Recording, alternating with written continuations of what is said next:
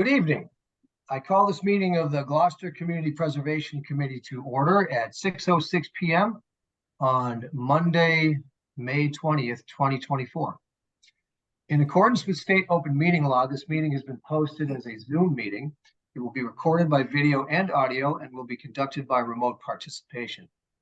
If you are calling in on a phone, you can press *9 to request to speak. If you are watching on a computer or device with the Zoom app, there is a raise hand button that you can tap to press or to request to speak. Please use either of these options to be recognized. Committee members in attendance tonight include Bill Cuff, Carrie McKenna, Harry Hoaglander, Bob Whitmarsh, Rob Gullah, Mark Poulin, Jennifer Lee Levitz, and Matt Lundberg. Not in attendance at the moment is Sean Henry, but he should be joining us later, and I will recognize him when that happens. With that, we will proceed to the first item on tonight's agenda, which is to review and amend if necessary and approve the minutes from our April 22nd, 2024 meeting, which were sent out a few days ago. Any comments on the minutes? I reviewed them and I didn't see any adjustments needed. I thought they were very well done. I agree. Any other comments? If no comments, I'll make a motion to approve our meeting minutes of April 22nd, 24. I second that. Motion has been made and seconded to approve meeting minutes as is. If there are no further comments, we will take a roll call vote.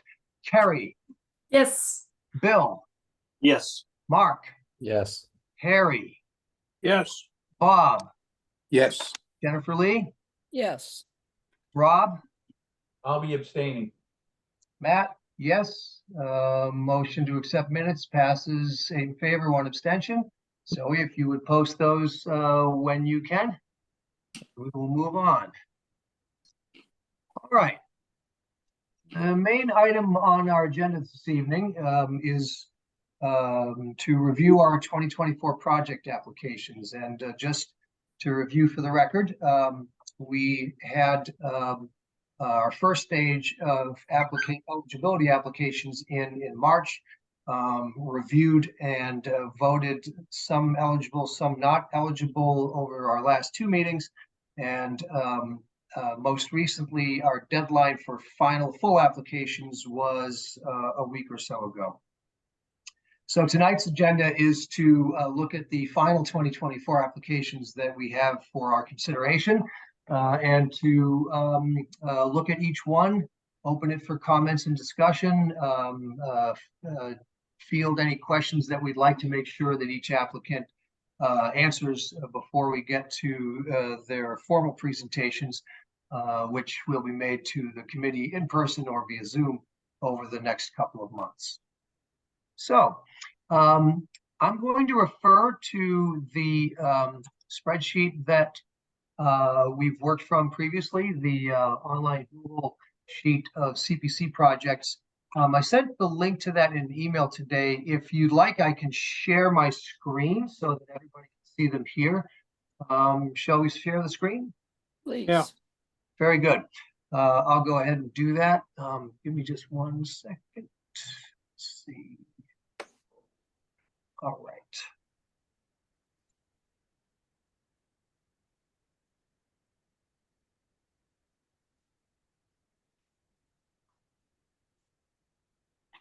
All righty. Everybody can see that? Yes. Yes. Great. Okay, so we will proceed down that. By the way, if I do this, bear with me for a second. Can you still see the spreadsheet, or are you seeing Neighborly? I see spreadsheet. Okay, good. That means, because I might want to refer back to Neighborly while we're looking at the spreadsheet. So we'll go in order, if we will, on this list. I have these with the historic applications first, the housing second, and the open space recreation ones third. So first one up is the Gloucester Stage Company application. We've got Jennifer Lee as the contact. Would anybody like to offer any comments, questions, anything else about this project? I asked Carrie to join me on that one. She's going to. Great, I'll put that in the sheet. Yeah, so Jennifer and I went and looked at it, and I think it's great. It falls well within what we would be able to do for them. They've not really asked for anything from us for some time, if not ever. I don't think they've ever had funding from us, actually. But No. yeah, they're in tough shape there with the roof. The rubber roof is failing and it's leaking, and it's starting to cause some real damage on the inside and outside of the building. So what they're looking for money for us is to replace the roof and HVAC, and then restore some of the brick facade that's starting to bubble out from the damage of the water dripping in. I don't know, Jennifer, if you've got more to add. Well, one of the important aspects of it is that this work will make other work possible. There's a lot that they have to do or that they want to do, and they cannot, it's not feasibly do anything else until the roof and walls are secured. Also, the HVAC. The HVAC is, well, they have to, they operate year round, and they have to have good heating and good cooling, and it makes a lot of sense in many ways. The audience has to be comfortable, the workers have to be comfortable, the building has to be protected with heat and cooling. And I think they've done their homework really well. They have a lot of really good support. They bring in money. They actually bring money to Gloucester, aside from the artistic part of what they do. People come to the theater and go out to dinner and stay overnight. And it's a viable, valuable asset. And I know Carrie does, I do too, highly recommend that we should give them as much as we possibly can. Yeah, you know, he was saying that 50% of their sales, their ticket sales, are from outside of Essex County, which that really surprised me. So they definitely are bringing people here to see the show, to spend money at the restaurants and whatever else. And another number that I thought was interesting, I think he said something like 75% of maintenance costs of problems that are happening on the inside of the building are directly related to either the HVAC or the failing roof. Right. So if those get fixed, then obviously they're not going to be having that kind of maintenance costs on the inside. And as Jennifer said, it's going to allow them to do other renovations that they need to get done on the inside. Yeah, they're very thoughtful. They're very together, and it's certainly, it will be managed well, and it's a good bang for the buck. And they are very welcoming to the community. You know, they have a lot of community events there. They let the chamber do debates there, and different meetings and events for different organizations. So I think they certainly are welcoming to the community. It's a very good community service. From a preservation standpoint, the building is a very old building. It's had multiple uses through the years, and they've had to adapt it to this new use. And I think they've done a great job on it. And I think they're very creative in solving some of the issues, even with parking. They're now allowing guests to be able to take a shuttle from downtown over, so that parking to be less of a problem for the neighborhood, because that was one of the problems they had. But the building really, it's been kept pretty much intact to what it was many, many years ago. And I believe it might have been a stable at one time. And then it became a couple of dealerships through the years. So it has a lot of history as well. And it is something that's iconic to that particular neighborhood. It's the building itself. It's an icon to the neighborhood. So I think preserving that building is a very important thing, and I think that's a good issue for us to be able to support it. If you haven't had a chance to read the whole application, there are at least 2 known paintings that have the building and other forms in the paintings. And the idea of being able to ferry over, they're putting in a dock so that people can land here. But not only are they putting in the dock, they're going to rent half the dock and make money on it. Now that's planning. Exactly, and that'll defray the cost. And they don't want us, they Document. don't want money from us for that. Great. The only question I had, this is a great application. It's very clear cut. I mean, it's I'm in my mind. actually, Harry, I see your hand up, so why don't you go ahead first? Yes, I'll speak with No, I some really degree. can't talk. I mean, it's my thing they're doing. I've been a member of the Gloucester Stage Board for, I don't know, 22 years now. And like all maintenance items, the ability to get that done takes, extraordinary amounts of money. And it always was seen to be put off. We put a new roof on some time ago, and the HVAC system is about, I guess, 12 to 14 years old. And it serves the theater very well. However, like all things, age is taking its toll on that. And I think it deserves our full attention. And it really is an icon in the community where it serves many purposes besides just performing arts. Thanks, Harry. Bill, you got your hand up. Yeah, just 2 clarifications. Number 1, the comment, get historical documentation, that's all been received.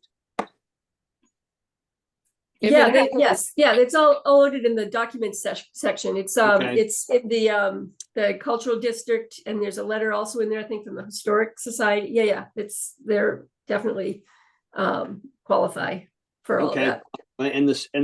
And I think it's a great application too. I mean, it's very worthy. And then the second thing is of significant note in my mind is they never asked for funding from the CPC in a prior Right. in a prior funding year.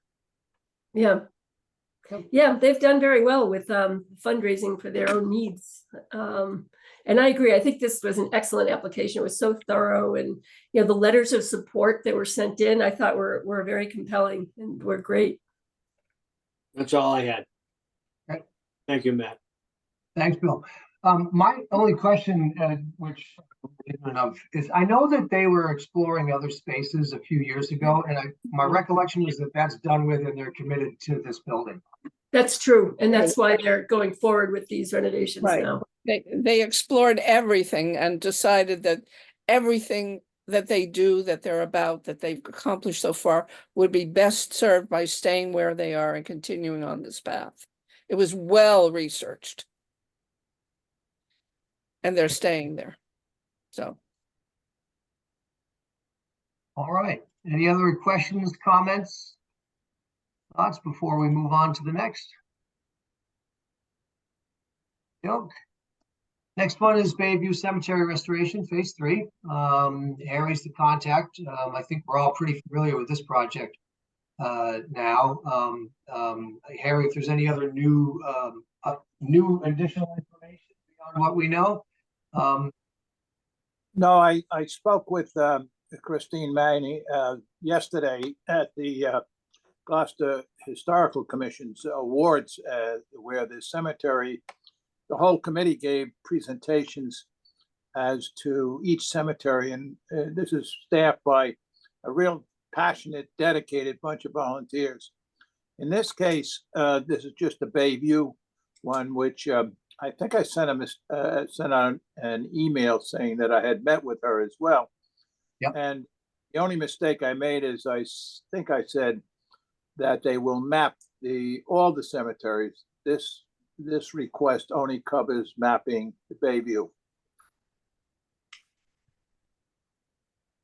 They've also installed a sign there for us, and I think the progress that's been made over the 2 years that I've been sort of the liaison there is quite steady, and it's not an easy job. So, and I they're not, I don't know exactly. I think they're asking for 46,000 or 48. I can't. I think it's 48. 48, yeah. Right. That part of their not their problem, but part of their budget is also picked up by the Department of Public Works, which does lend a hand there. And it's hard to track, but they get the entire project as I see, it's around 75,000. And the in-kind work must be billed at about $4 an hour or something like that, because there's an enormous amount of work that's done by volunteers. Yep. Yeah, the only question I had on this one is I'm to go back, Christine and the committee had originally requested to do the entire project with one grant. That was 2 cycles ago. You know, we split it into 3 to match their calendar. And I guess the question I had is, are they on track to finish phase 2 and be ready to start this one when monies are available in 2025? I think they are. I just can't remember, but we can ask them that in their presentation. Yeah, Well, Karen, I think they addressed that in their application, and yes, they are. And thank you. I think this is another one where the total number is off. I think the number is 94,000 for the total. Sorry, I didn't tell you that before the meeting, but I do have it in my notes here.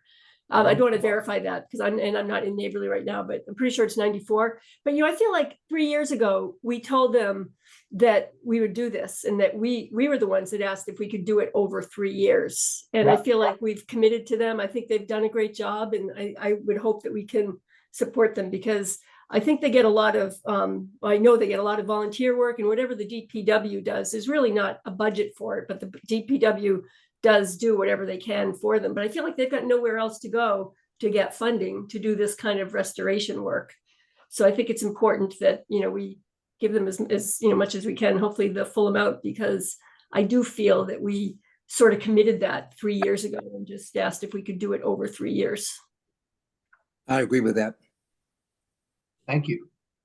The only comment I would make on that is, again, I'd like to get an update on where they are as far as completing the project that they've already started. And what they originally asked for 30,000 over 3 years, and now we're up to 48,000. Now I know things go up, but that's another consideration. They spoke to that last year. They spoke to Harry. I don't know, Harry, if you can comment on it again, but I remember you saying that they because costs had gone up, they were going to be needing more money than what they had originally asked for. Well, it was not only cost, but in there, when they started doing some of the work, because it had been neglected for decades, it ran a little, I think it ran a bit more than they had originally estimated. That was, I think Christine explained that to us during her presentation last year. I think you're correct. Yeah.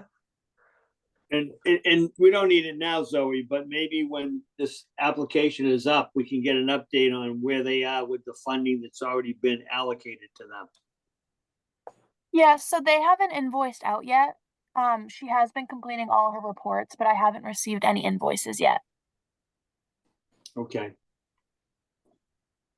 Because, I think it's a worthy project. My only concern is looking at this $1.5 million in requested funding, and the recent email we got from Stuart Saginaw, we're going to be in the same position we were last year with approximately, if we're fortunate, we'll have $1 million that we have able to allocate. So we are going to have to make some hard decisions on funding on each project. Right. Yep. No, I think for what they're doing, I think it's a very reasonable amount of money, and that it's another one that's a lot of bang for the buck. It's mostly volunteer work, except for the expertise, and I like it. Just as a side note, the cemetery committee, or essentially Christine, ran a series of tours of the cemeteries, which I was shocked. I didn't realize that it was that popular. I don't know how many they ran, but everyone was oversold during the 400. It was really amazing to see busloads of people going around to the cemetery. So in any case, we'll have to ask her where she is on that project. I thought they were almost completed from previously, but I'm surprised there's no invoices in.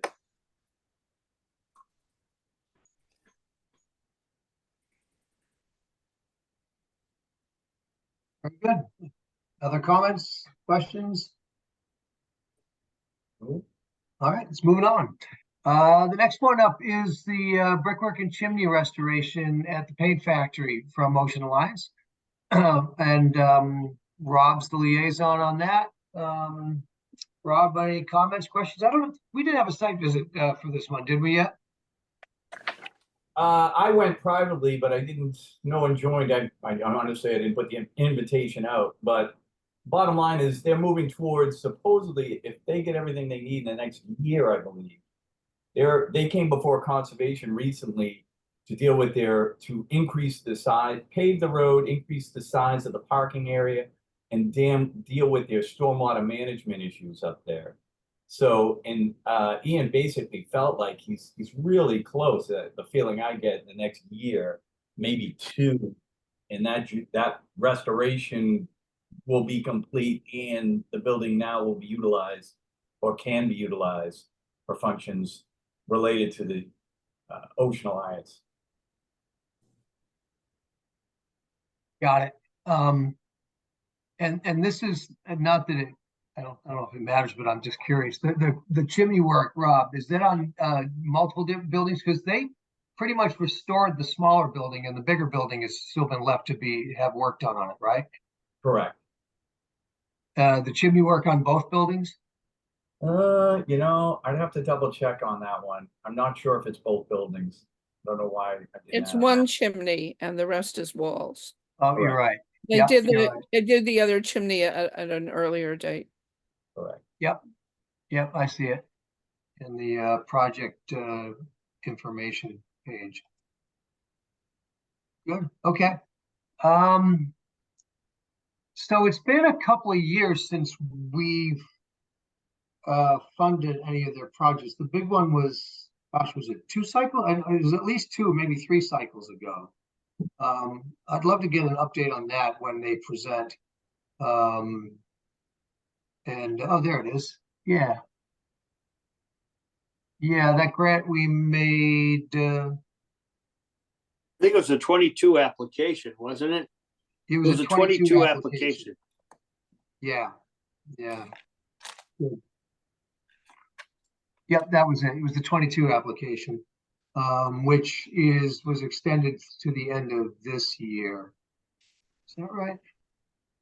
Yeah, the dates are a little bit tight. Anyway, makes sense. I mean, we all know they're iconic and are historically significant. So, and it looks like this is targeted very specifically on work that needs to be done now. So, one thing that I had noticed, they hadn't really addressed, I don't know if they've done all the hazardous material. So like in the application where it asks for evidence that the site is free of hazardous material and evidence that the appropriate professional standards are going to be followed.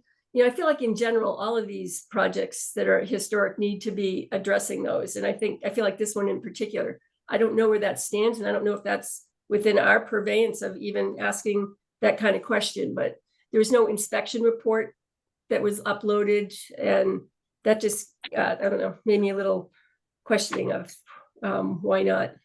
I can double check with Ian on that for you. But I'm pretty sure they had everything they put into it at the beginning was about the hazardous material.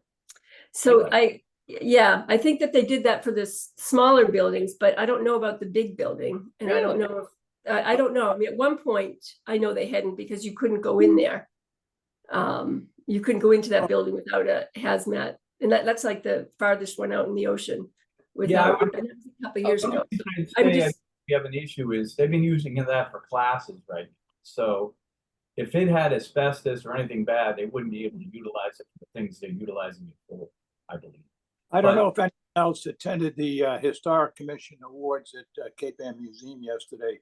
But one of the award winners was Ocean Alliance, and Ian got up and showed a rather complete slideshow that emphasized the fact that he showed piles of hazardous materials, including asbestos and other things that were, according to the slideshow that he presented for the audience when receiving his award, noted that all the hazardous materials were gone or had been taken care of. So I don't know if that. And they did it in a very special manner to make it a safe process and not to contribute any more to the environment. So I think there was what they do there. I think they're very capable and very thoughtful. They could have probably gone in there and torn those buildings down completely down if they could get away with it, and then just take and put up buildings that were much easier to construct without a lot of expense. But they decided to restore those buildings, and they've done a careful job of doing it and very effective. And they've raised a lot of money and they've spent a lot of money on doing this. And I think it's a great service to the community what they're doing. And they're opening this up for people to meet and go and get educated as well. So they've improved the road, they've improved the sewage, and the electrical upgrade that they did for the building, which was desperately needed. And so I think that this is so important to have this particular type of a nonprofit in Gloucester.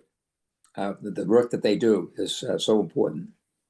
I agree with all of that. I think they should just upload that information if they have it and they've done it. There's no reason to not put it in there. I can check with the. Yeah. That'd be great. I agree with Bob and Carrie. And Carrie, to your question, I don't know if it's in our purview. It's absolutely in our purview. We're deciding to make a grant of the citizens of Gloucester's money, and I think that's part of our stewardship is to make sure that all the I's are dotted and the T's are crossed.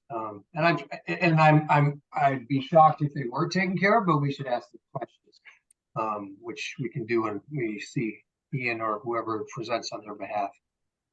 Just as a side note, this company actually, when they first started the rehab years ago, they were the first people to really utilize dry ice pellets to blast off all the paint and the materials that were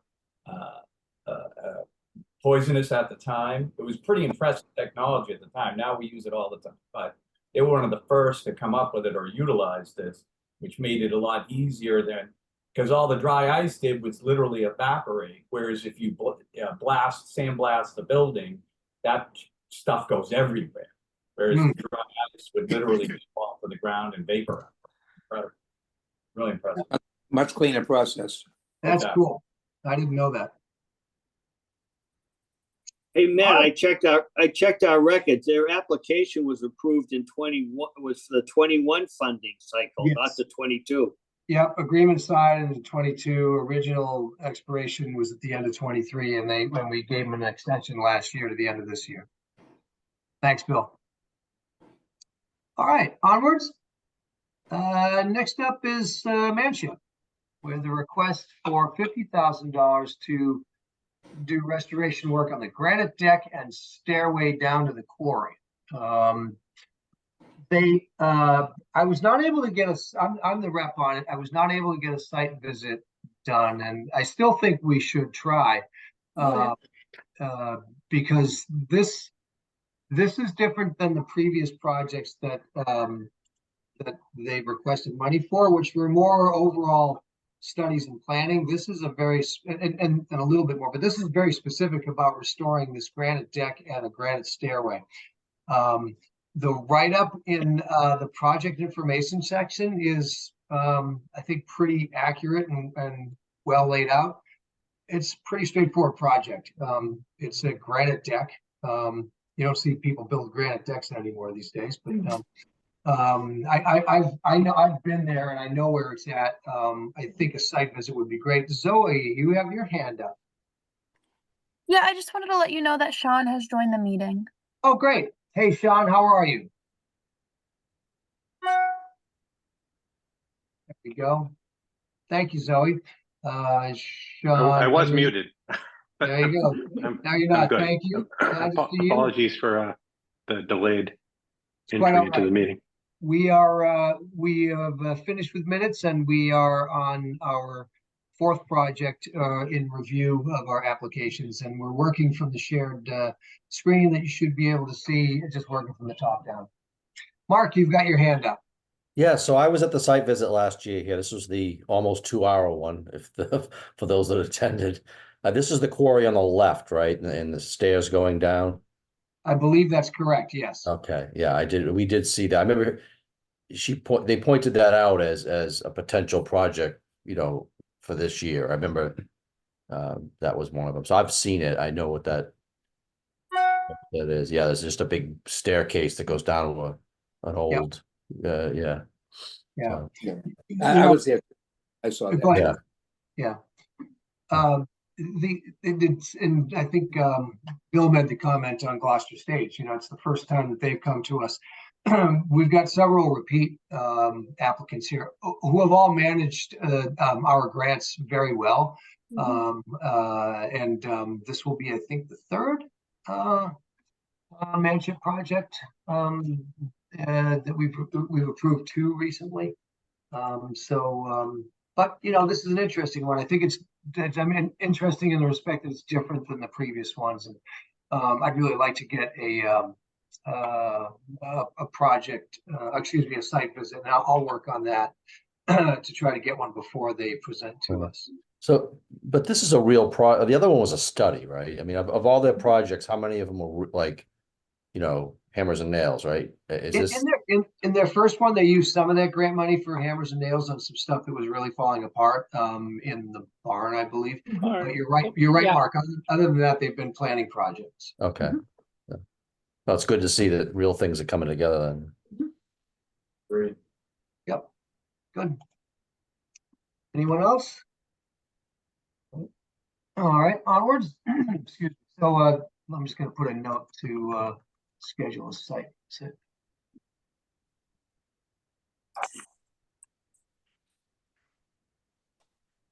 Okay, next up is the Historic Structures Report on the Babson Alling House from Cape Ann Museum. As they usually do, they're requesting 50% of their total project cost. It's a $32,065 request. Bob is the liaison. Bob, you want to start with any comments on this? I believe this is to finish the final side of the house and the outdoor privy. Yeah. And I think this is they've done amazing things with this building, and it's great that they were able to do this. So they're going to be opening up someday, and people can really connect with the history of that era, and that house has a lot of history, and I think that is this is a great endeavor for the Cape Ann Museum to be getting into. I think this is a study for the interior, so they can identify areas of the interior that they can restore. Oh, that's what it is. Yeah, that's right. That's right. And then also the same with the privy. That's right. I think, Yeah, so they're looking for like specific the way they features wrote it, that can be- the way they worded that is that the interior has had so many layers of changes through the years, and they really want to sort it out so that whatever they do will be the right thing, and they won't make another mistake in moving forward. So that they need to have this study done. It's I know that like things like beams and woodwork, as we all know, sometimes they get painted over, and sometimes things get actually removed, details get removed. And so studying this with, experts, they know that they pretty much can figure out what should be. And I think that's worthy, because putting it back to what it was, it should be, is very important. Again, this one just didn't have any of the evidence of appropriate professional standards and hazardous materials. So if we start to think that these projects just need to be aware of that and upload whatever info they have on that. which I'm sure they're doing that at the Cape Ann Museum. They know what they're doing, and the architects and the contractors they work with, I don't think it's a problem, but again, they should just put it up there if they have it. Yeah, they always seem to get the best people for whatever they're doing. Yeah, but we should have it on the record. Yeah. I agree. Yeah, I was just Googling the meaning of dendrochronologist, because the work will be conducted by a highly experienced historical architect, paint conservator, and dendrochronologist. Dendrochronology is the dating of trees by looking at their tree rings, but it also applies to paint as applied to some wooden surfaces. So this is an interesting one to me. Yeah, well, we know that, I mean, we know they do great work. I'm looking forward to the presentation on this one. Harry, you got your hand up. Yes, I want to, this might seem like a foolish question, but I remember last year we got ourselves into sort of a jam when we talked about painting as a form of maintenance rather than a restoration. I just want to make sure that we understand that this is a restoration and not a paint job. Mhm. Agreed. Yeah. That's why I guess the way that I view what in this application, it doesn't sound to me like at the end of this project, they will have actually painted anything. Am I right about this? It's a study, it's a conditions report. Yes, they're trying to identify the areas that need to be restored to what its original state was. Mhm. And then they're also looking into the privy. I guess that's got its own set of interesting things going on there. Is it physical work on the privy and study work on the rest of it? I don't think so. I think it's still study on the privy, although Okay, I'm pretty sure it is, but Okay. I would want to read that again. yeah, we'll wait for the presentation, see if Yeah, something's yes, yeah. scalable there, you know. Yeah, I would imagine that the work studying the privy will be more physical than studying the paint. Yeah. Of actual work, physical work. Ah, Okay, I'm going to play devil's advocate here a little. When we have to make our robbing Peter to pay Paul decisions in our budgeting process, this one is a little harder for me because it's basically studying paint. I'm not sure if, as we're planning on how to spend taxpayer monies, this is it's less direct in its benefit to the citizens of Gloucester. And I say this with all the greatest respect for the Cape Ann Museum and the work they've done. It just is not quite as direct, I guess. So a comment, and I'd love to hear if anybody else has similar thoughts or different thoughts. Yeah, I feel kind of the same way, but at the end of the day too, it's not a lot of money either. It's not like not funding it is gonna gain us a Exactly. lot either, right? So Yep. 32,000 or something. mm, Right, that's what I was gonna say. The money is not very large. Right. So, I well, also think it is restoration. I mean, that is part of looking into this is part of restoring a historic building. And if we Yes. look at it as we support restoring historic buildings, well, this is just another one of those. But I agree with you. I mean, I think it's going to be very difficult this year to make some pointed cuts here. But I Yeah. do think it certainly falls in line with, what we do. And if that's how they have to do it, is study the paint. And, they're looking at other features too. It's not just paint. They're looking at the entire interior of this building. Yeah. I think It's part of it. it's the right way to approach it. I think it's no question.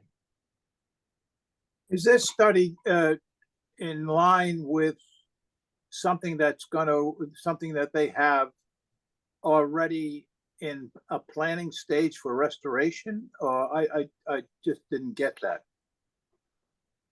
I think they want to do a restoration of the Babson Ailing House interior. we've given them money for the outside and for the privy. Now I think they want to go inside and do a restoration of the inside, but they don't want to do any restoration without doing this study because they're afraid they'll maybe damage. I'm trying to wonder how they, any future work on the interior could unintentionally destroy the original fabric, obscure original wall decorative treatments. But my question is this a project that, I mean, I know we gave them money for the outside, but, Cape Ann Museum is not one of the poorer places around town. And I don't know whether this project, I'd like to know how this relates to when and if they're going to carry on with the interior restoration. Yeah. And, Yep. and to which point, I wonder if we could put them on a sub list that includes asking them really bottom line. Would you rather get that money from somewhere else and then come back to us in another funding round for something that's more visibly contributing to the community in a real tangible way? We get that they have to do it and why they have to do it, and it is restoration. And at the same time, could they get that money somewhere else for this one? Yeah. Was that clear at all? Yeah, yeah. Yeah. I I think that's all discussion to have when they present. When they present, Yeah, right? to The Harry's idea. point, I mean, if this informs a larger interior restoration project later, then maybe that's where to put CPC money. So I think good questions to ask in their presentation. Yeah. Great. Okay, onwards. Next up is the Magnolia Historical Society ADA restroom. $30,000 request for a $39,000 project. Yeah, that was Rob mine is as well. Yeah, That's mine as well. I did not do a site visit. I had quite a few conversations with Claire Locker. Once I realized I was dealing with the right museum, there's too many museums in this town, I got lost on which one was which. They asked us a few questions that we helped them out with. In the end, it's a ADA bathroom. It's not a huge project, not a lot of money. And just so people know, I think people know what I do, and in my world of architecture, believe it or not, that's the going rate for bathrooms. It's insane to even talk that way, but that's a very expensive bathroom, even by my standards. But it's not uncommon, I should say. Okay. I loved what they wrote. And as a matter of fact, I enjoyed reading their application much more than I did, say, the Manship, which was single spaced and very challenging to read, as opposed to this one, which was spaced out nicely.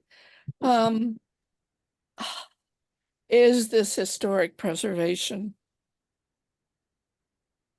well, that's a good question. I think we should confirm that. I'm pretty sure it is, because it has to do with the availability, the availability to what's the word I'm looking for? Appreciate, interact with the historical asset to the public. And I think we went through this when we did the ADA Sure. bathroom at Fitzhenry Lane House, Right. right? So I think it's good, but it's worth double checking. So, well, the way I look at it is that if the Magnolia Historical Society wasn't in the building, it could very easily go into disrepair. So they're being in the building, keeping it used and caring for it, and making it functional. When a property becomes not functional, even if it's very historic, it very easily can be lost. So they're keeping this thing alive, and for their purposes, they need, in order to be able to stay there and be open to all the public, they need to have an ADA restroom. They don't have an ADA restroom, then they can't function the way they would be, they're required to be open to the public. So they're keeping the building open, and this will allow them to be sure that this is the best place for them to be. So I do think it leads to keeping the building functional. And that's what it's really about, is keeping the building functional so it doesn't get abandoned. So anything that leads to making the building more functional for historic purposes, for their purpose, they need to have an ADA bathroom, and that's very important for them. Yeah, I would agree. The only thing I would say too is I have to double check. I didn't check, more of an ADA compliance thing, and they may or may not. I'll have to do the math for them and see. Once you exceed a certain amount of funding on any project, ADA, it's an ADA thing. I'll double check to see if it's an actual problem. I don't need to go into the details now because it might be a non-issue about using a certain percentage of funds before it can actually be utilized, considered an ADA compliant unit. So I'll take a look into that. So, they had a lot of work done that we did not fund them for, it looks like. And yeah. I wonder, was that done properly in terms of historic preservation? And does that matter to us? If it was not, does that matter to us if we're going to be funding them now on something? I mean, I don't know the answer to that. I just feel like where they're saying they ripped up the linoleum floors and they redid the maple floors. It just makes me wonder if it was done with historic preservation in mind, professional standards, that. And we didn't fund it, so we didn't have to oversee it. But I just wonder if that affects what we should be doing going forward with them, for them. Good point, Kerry. Yeah.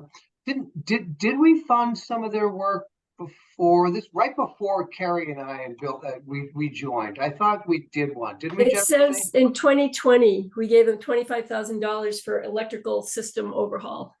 Oh, there it is. Yep. That's correct. That's right. Yeah. Yes, we Yeah. did. And now I know it jogs my memory because it wasn't closed for a long time. Because we're having a hard time just connecting with somebody there to say, is this closed or is there more work going on? And it was just a communications thing. No, they had a hard time getting the work done. Oh, they did? They Okay. did. It took a long time to actually get the work done. Yeah. Just as an aside, Judy Gillis, who represented that little schoolhouse, was also awarded an excellence award by the historical committee yesterday at the Cape Ann Museum, and she kept referencing the schoolhouse and its role that it plays in aiding the community. So not that it matters here, but it is a sort of a vital situation. And that, again, is out in Magnolia, just like Manship's out in Lanesville. And we tend to sort of focus in downtown. Yep, good point. All right. The building goes back to 1895, coming up to 130 years. And if you look at an old picture and you look at what it looks like today, it looks like the same building. That's pretty good. Great, thanks, Bob. So Matt, you're asking, is it eligible? Right, still, are we still questioning eligibility here? No, I'm not. I just wrote down there, Jennifer Lee said, is it eligible? Just an ADA bathroom. Okay. It's a bathroom. Yeah, but I think, honestly, I'm pretty sure we said it. I know we said it is. I'd like to double check, but Okay. I think I'm 99% sure it is, Mark. It's just a note to double check that. Yeah, and this is me playing devil's advocate. I love the place and the project and everything. I just want to be technically correct. Okey-doke. So, also the evidence of hazmat and the professional standards, there's nothing on that. So that would, I know I mentioned it, that I don't know if that happened in the past, but I feel like going forward, they would need to show proof of that. Agreed. Great, nice. All right, onwards. North Shore Arts Association wants to replace their roof. And this is the one that came in late in the process. Let's see, who's on it? Harry and Jennifer Lee are on it. Any other information besides what's in the application, Harry and Jennifer Lee?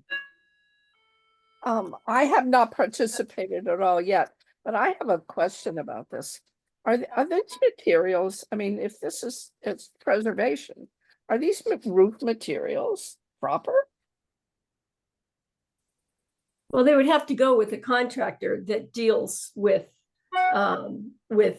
historic roofing. I don't know that Precision Roofing does that, but you know, that would be my concern. I still have a problem with them coming in late. You know, the second point on project eligibility that they have to sign says that the eligibility form needs to be in at least 45 days before the full application does. Obviously, that didn't happen. I know I mentioned this last month, but we are looking for dollars here, for people that did do things appropriately and on time. So I feel like this is $50,000 that could go towards, you know, some of the almost $700,000 worth of historic funding that we need. I just say historic for that category, but I just feel like we're really going to be pinching pennies here, and it just doesn't sit well with me that they didn't meet that date. And I just feel like, well, that should be a no-brainer, that, you know, this is $50,000 that we can give to somebody else that has done things appropriately. And then on top of that, yep, go on. I wonder if there was a reason why they came in late. They may have realized that the roof needed to be done at some point, and it was probably late in the process. And things about roofs, see, they can't wait till next year probably. So we talked about that, and supposedly it was not that critical. So I don't know whether that's true or not, which is the other thing. There's no inspection report. Like maybe there should be an inspection report that shows that it's critical, and then they could be doing an off-cycle application if that's needed. But yeah, I just feel like that there's things haven't been done right here. There's no inspection report. There's no the two evidence of hazmat and or proof that they'd be following professional standards. And it looks like they've got a quote from Precision Roofing, and you know, I'm not aware that they do historic houses. Maybe they do, but again, whoever does it needs to be of somebody, a contractor that's able to do that. Yeah, Precision Roofing actually did motive number 1, so they can do historic buildings. Yeah, if I could add a layer to that, I would, you know, roof replacement for a historic structure. I mean, we need to, I would think we need to know exactly what they're going to be putting on that roof. Is it going to be a historically repaired roof? That's tricky. It's not something that 9,000 is going to cover, even, to be honest with you. Yeah, and I don't know if motif number 1 was that CPC money that funded that, or you know, maybe they weren't following any kind of. I don't know that we brought one, so I wouldn't know that. But I do know that it is a wooden roof, and it's not the usual asphalt roof. Right. And so they did it to the standards of people who are interested in bringing that building to the standards that it's expected to be, you know. And another thing, roofs are hard to do a piece of. They either have to do the roof, or they don't do the roof. Right. Right.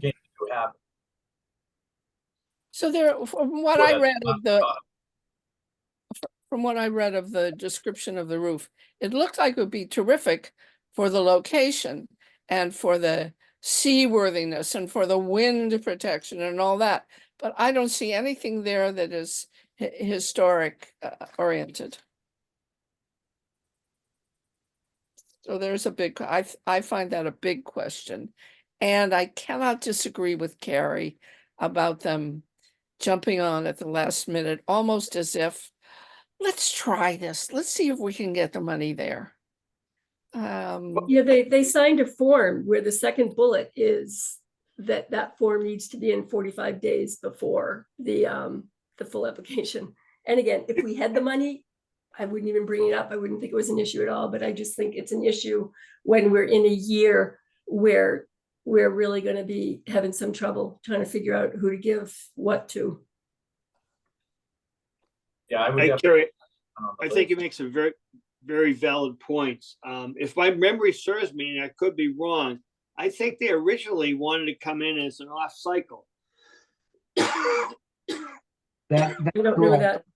that's correct, and because we were still, it because Excuse me, we- go ahead, Matt. Right, they did request to come in as optical, and I said, let's go ahead and consider them since we were already still considering deferred eligibility applications on 3 applicants.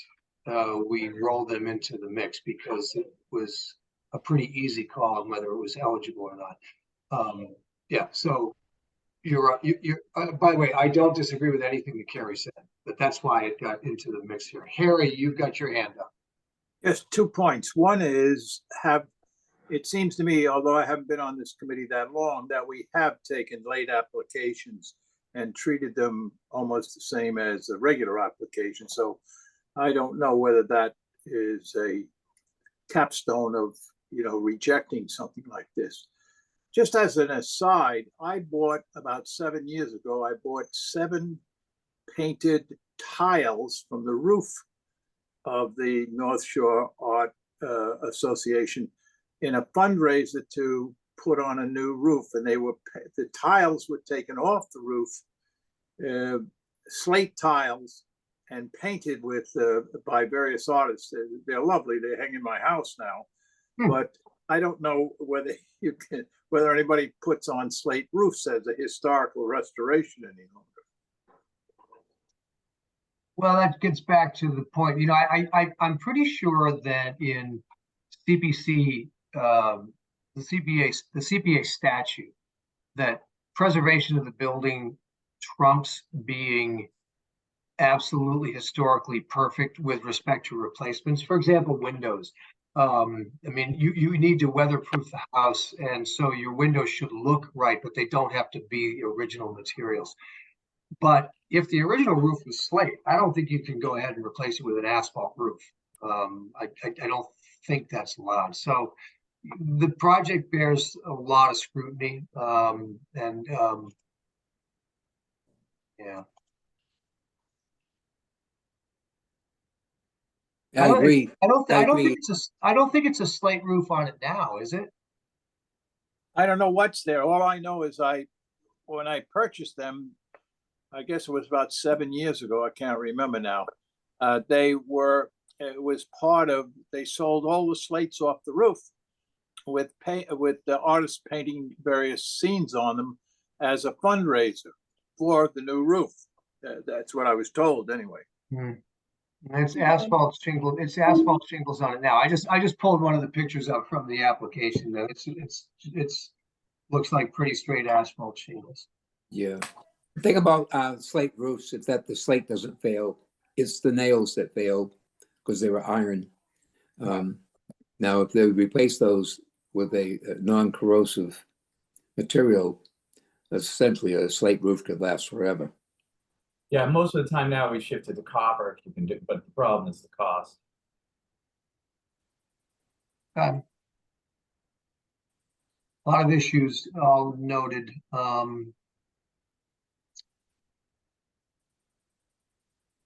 What do you think? What are some of the actions we could take? Like, what is the urgency here of the condition, the current? I mean, is this it's starting to deteriorate? We think it's going to leak, or are there leaks currently?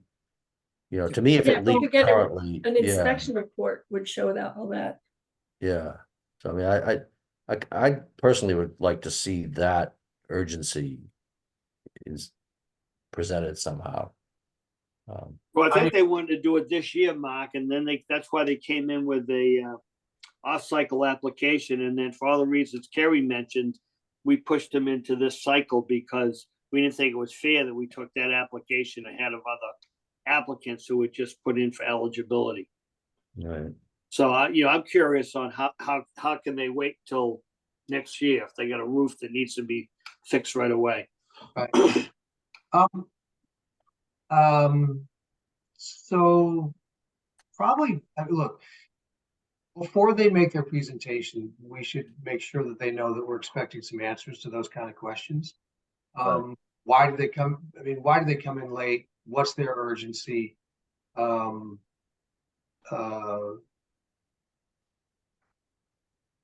are they not fundraising for this? They're asking us for 100% of the project. I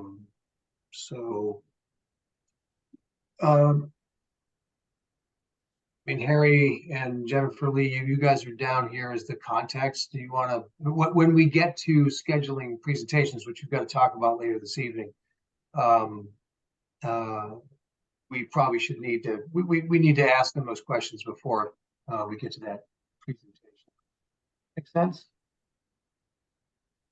Harry, should we make arrangements to go talk to them, or do you want to talk to them on the phone, or how, do you have any?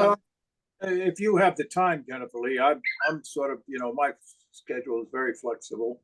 And maybe we should go over and see them and explain these things to them, which I'm sure they're unaware of.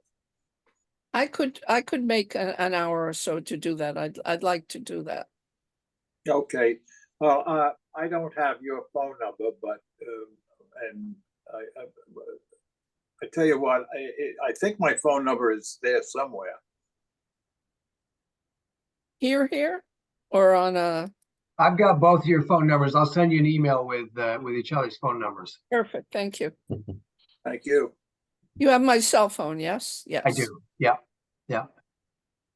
If you set up a site visit, send us a note. I might like to go myself to get a better handle on this one.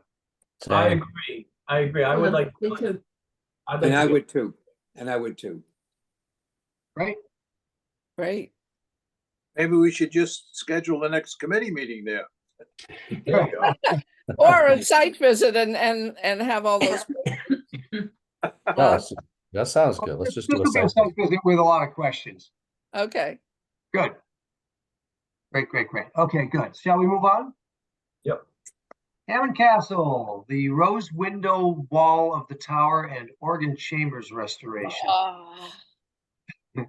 So this is a big one for them. Who's got this one? Bill, you've got this one. I do. And I made it the site visit, and Bob and Carrie joined me as well. This is a very big project. As you can see, the cost of the project is $400,000 and they're requesting $200,000. They have the rose window, which is a glass window, which has to be taken apart and then put in crates and then shipped to France and have it redone by the people who are connected to the ones who built it originally somehow, some way. Hammond Castle, as you know, is a tremendous resource to our community with a number of visitors each and every year. The community, they do a lot of community projects, but it is a building that's right on the ocean. It's had a lot of disrepair and weather issues over the years. There's a lot of work that needs to be done, in the whole Hammond Castle Museum. And again, they've come and requested a lot of money over the years, and here they are coming again, and they will be coming again in the future because of the work that needs to be done. They are on a mission right now. When you go there and you hear the music being played, it's being played by a recording through speakers. They want to rebuild, as part of this project, the organ. And how many pieces, Bob? 8,400, 8,400 or pipe organ. Yeah, 8,400 pipes that are part of the organ, which have been dismantled and put in boxes. So they're starting a project to rebuild that area where the organ, where the pipes were, and the organ, where the organ was, and it's quite extensive. At one Jerry, time, Bob, anything you want to add? That organ was, I think, the first or second largest private organ, in a private location in the I guess the Western Hemisphere.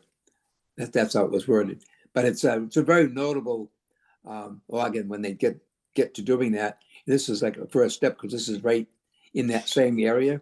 But this is definitely something that needs to be done. And it has to be done by experts. The building is nearing 100 years old. It is a very special building, as we all know. And they do contribute a lot to education as well as interest to people who visit Gloucester. So I think that everything at the Cape Ann Museum, not Cape Ann Museum, the Hemming Castle Museum is doing is very, very worthy. So if we can see anything that we can do to help them in this cycle, I'd like to see it done. I know we're up against the wall here with the amount of money for the amount of projects we get. We'll just have to make some very hard choices. Maybe it's partial funding to some, and some we may put off to another cycle. But we do the best we can then. That's what we always do, and we get through. Is Carrie, this anything all- you want to add? No. No, I think you did a great overview. I mean, it's a huge, huge project. I think it's great. They're going to be part of this is also to clean and replace some of the pipes so they can get going on refurbishing the entire organ, as you said. And just the tedious job of, for us to get up this little staircase to where we could really see the window was A, kind of frightening, and B, I don't know how they're going to get the scaffolding and ladders and whatever else they have to get up there to meticulously take this window apart and pack it safely and get it to France and get them to do the work, get it back and then reinstall it. I mean, it's just a nightmare. And yeah, God bless them. They've done a great job, and I think she said that I asked her how many people came through. Do you remember the number? I think she said like 60. I believe now is 60,000. 60, yeah, I think she said 63,000 last year. And I asked her just 5 years ago, what would that number have been? And she said maybe 1,000. So they have done an incredible job over the last few years in really getting people into that museum and sharing the history of him and who he was and what he did. And he was a fabulous asset of Gloucester's. And I feel, happy that we've supported them, and I hope we can support them again. And as we've been talking about, we are, very tight with money. I don't know that we could give them the whole 200, but I hope we can give them as much as we can. I didn't get a agree. chance to look at the budget sheet on the breakdown. Is this a scalable type thing where it could be the window or organ kind of thing? So, I mean, that's interesting. Yeah. I mean, I think they're wanting to do it because while they're up there, they're wanting to get like the big pipes and start to, address them, because it's a difficult area to get to. I mean, it's way, I mean, how high up were we, guys? Do you know? I remember, it's- yeah. It's Near the top Yeah. of the building. Yeah, I mean, it was, I think that maybe, I mean, that's a good question to ask them, Mark, but, my thought is because they're up there doing that work, they're going to try to do whatever else they need to do while they're up there. Right, certainly scaffolding would make sense, Mhm. stuff like that, yeah. Right. And I guess, is that the only place that can do the window restoration? Is probably a question I would ask. I think it's the only place they would trust. It's basically the Oh. same company that had done it, 100 years ago, whatever it Right, was. and they probably just got done fixing Notre Dame as well, so. that- Yeah, right. Good. I'm looking forward to this presentation. Yeah. It's, Yeah. it's a big one, but they've done great work so far. So we shall see. Anything else? Otherwise, Scooter Adventure. Requesting 100 out of $250,000 project. Maybe by far the biggest one that they've come to us for, I think, right? And Carrie, that I was believe you. it is. Yep. So I did not do a site visit. I think last meeting we had, I asked anybody if anybody wanted to go and I would set one up, but I've been there enough to know what they're doing. We looked at them. I don't know, when did we go? Last fall, when it was pulled out, they had us all over there. Yeah, And we could see, we talked then about the planks and the rot and what was going to need to be done. So I think it's pretty straightforward. Yep, it's a lot of money, that's for sure. But, you know, I think it is what it is, and they need to do the work to keep it safe and to keep it sailing. And I do think this is one of our treasures. I mean, it's one of two national historic landmarks that we have here in Gloucester, Sleeper McGann House being the other one. And I just feel like, yeah, we need to help them where we can and when we can. I agree. so in short, Carrie, this one, and forgive me on this. We've done a couple of smaller projects, but in the process of taking it out and doing that work, that allowed them to really spec out a full periodic Exactly. restoration, Yeah. right? This Yep. is, they've identified everything that needs to be done now, and that's what's in this Yes, second yes. second Yep, century. when they history, yeah. when they took it out last fall to do the rudder, that's when they, in doing their inspection, when they realized that there was a lot of rot in a lot of the planking and it needed to be addressed. And they had every inspection. They had the Coast Guard there and some Marine, whatever. They had the right people there to look at it and tell them exactly what needed to be done in order to keep it safe. I have a comment that this is about 20% of the overall budget for this work. I'm have a concern that everything else they've listed, most of the other funding they've listed, is not secured yet. This is all applications and grants that for which they've applied, but I don't think they've gotten it yet, any of it yet, or much of it yet. Is that not that it's a concern? I just think it's something to look at. Mhm. Good point. We can, Yeah. maybe they can give us an update of that when they, Yeah, you know, a lot of it is funding from donors, solicitation. yep, yep, You know, you've got almost 300,000 in donor solicitation, a grant for, and then Oh. grants for 135. Yeah, I, just- by the way, that 135, that I- includes us. That doesn't count.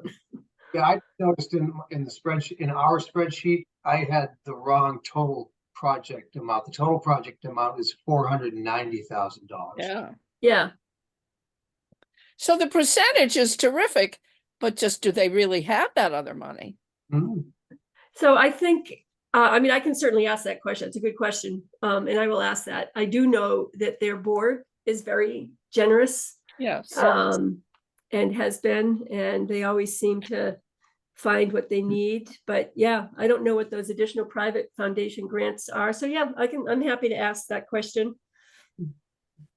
Or if you want to just wait and ask them when they come in. I mean, I'll ask them heads up beforehand, so that. Yeah. Yeah, I I would. think, Carrie, just to let him know that we'd love to get you know, as current status update as possible on their other funding sources. Yep, Right. And the only other thing I wanted to confirm, Carrie, was in the narrative. So there's kind of two stages to this, right? There's a haul out next year, and then one in, what was the second one? Winter, spring 2025, 2026.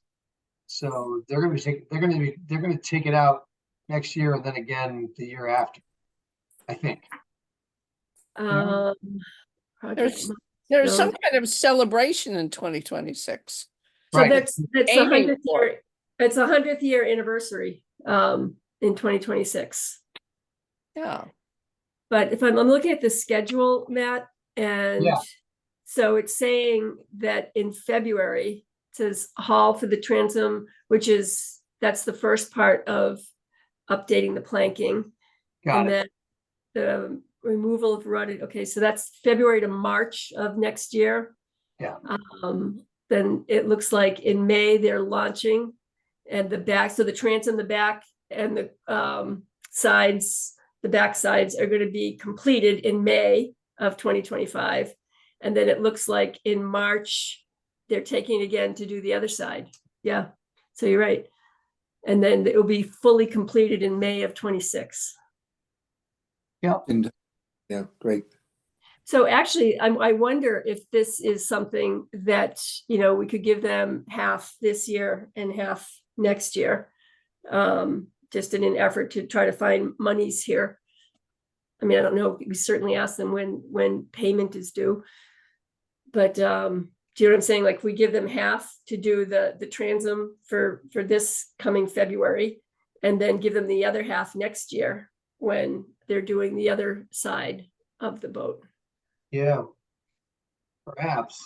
Yeah, No. There might be a timing issue too, right? I mean, if they're gonna haul in February next year and finish removing rotted timbers at March 1, they won't have money from us. They might not even have city council approval by then. So, but there's so much project left to do. I mean, it's the grant, they'll use 100,000. They just may need to pack it into the tail end. Yeah, Which they might have already considered. When I look at the budget, they've got CPA money targeted shipwright labor and, well, you know what, these are details that I'm sure we can solve with them as we go forward, but it's the Yeah, timing issue is yeah. one to look at. Right, like what's on the Coast Guard list, for example, in terms of certificate, right? With there's some element of that they're gonna have to do, right? So the Coast Guard, I mean, that inspects that, they get inspected every year. Right. To be certified to be able to take people out. I don't know. Yeah, I don't know where you see that, Mark, I'm sorry. Yeah, No, what is that? I guess, are they doing any work that they're predicting would cause them not to get a certificate? Like, which work is, if they No, don't do this year, exact- they're not gonna get a certificate? So, That- yeah. so. I mean, I don't know the answer to that. I know that Right. the That's the work question that I wanna they're ask. planning on, yeah, doing that in February. I think that, I don't think that they're at risk of sinking if they go out, you know, this summer or even next summer, but, you know, they don't want to get to that point, obviously. Right, I don't think it's like an emergency that they have to stay out of the water until this is addressed. Did not get that feeling. okay. But it definitely has to be done because it's only going to get worse each year. But yes, that's definitely a question to ask. Joke. I just have one question here. On their application category, they checked off both historic preservation and recreation. And it's historic preservation. I mean, I don't Yeah. see this as recreation, I would Yeah, agree. what- We just historic landmark. We just may want to have them correct that. Yep, I will.